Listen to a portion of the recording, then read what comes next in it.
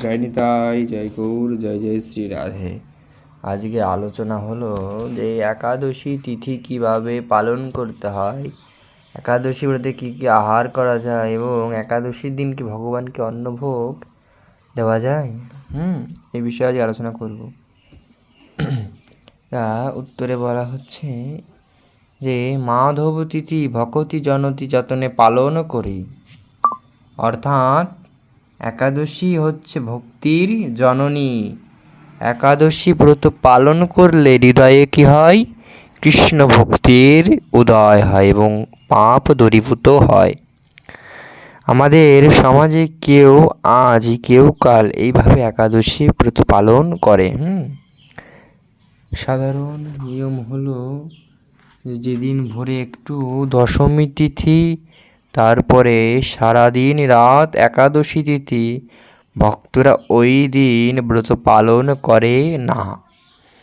দশমী বিদ্যা একাদশী বর্জনীয়, বরং পরদিন ভোরে একটুখানি একাদশী, বাদ বাকি সারাদিন দ্বাদশী তিথি হলেও ওই দ্বাদশী বিদ্যা একাদশী পালন করা কর্তব্য।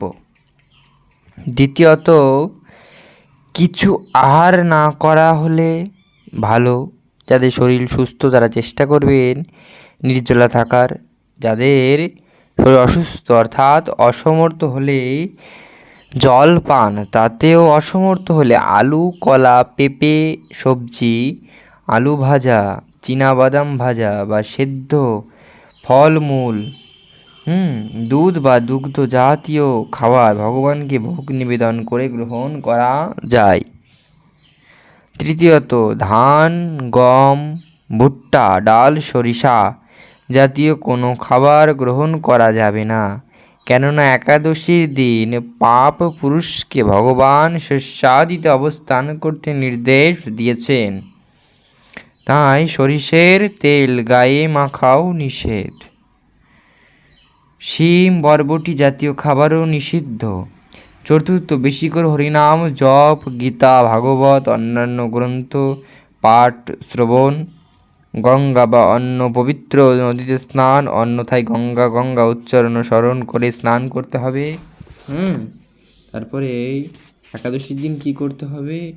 সূর্যোদয়ের আগে অর্থাৎ ব্রহ্ম মুহূর্তেই উঠে স্নান আদি করে ভগবানকে আরাধনা করতে হবে, ভগবানের ভোগ লাগাতে হবে।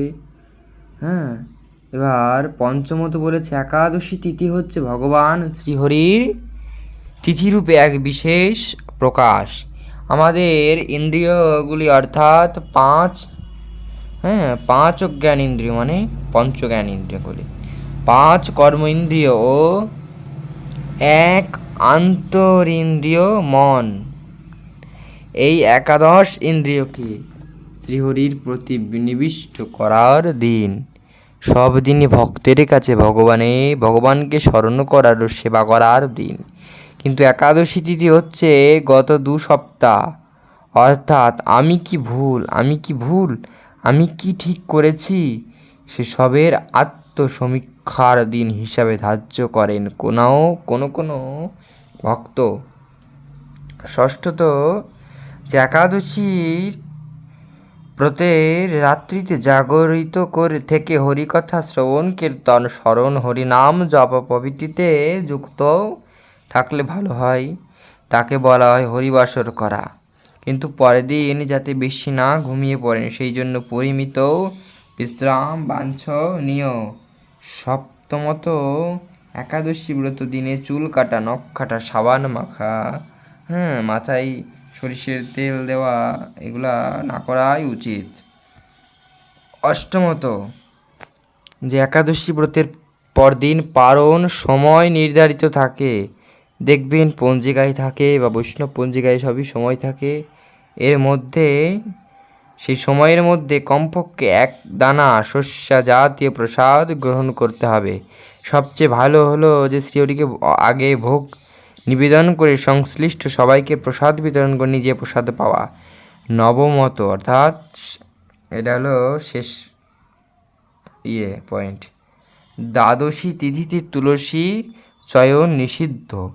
সেই জন্য অর্চনের জন্য তুলসী পাতা সংগ্রহ আগের দিন করে রাখতে হয়। ভুলে গেলে ঝরা তুলসী পাতা দিয়ে কাজ করতে হবে। নিতাই গৌর হরি বল। হ্যাঁ, এইভাবে আমরা একাদশী ব্রত করবো। আর একাদশী ব্রতে আমরা সাবু দিয়ে পায়েস, সাবুর খিচুড়ি, এইভাবে মানে পঞ্চশস্য বাদে আমরা আর সন্দক লবণ দিয়ে আমরা ভোগ রান্না করে ভগবানকে নিবেদন করে আমরা পেতে পারি। হ্যাঁ, এবং একাদশীর দিন ভগবানকে অন্নভোগ দেওয়া যায়। ভগবানের কোনো ব্রত হয় না। ব্রত কাদের হয়? আমাদের মতন দুরাচারী পাপীদের জন্য ভগবান ব্রতের সৃষ্টি করেছে। ভগবানের জন্য কোনো ব্রত হয় না। ভগবানকে রোজ দিন অন্ন দেওয়া যায়, এতে কোনো অসুবিধা নেই।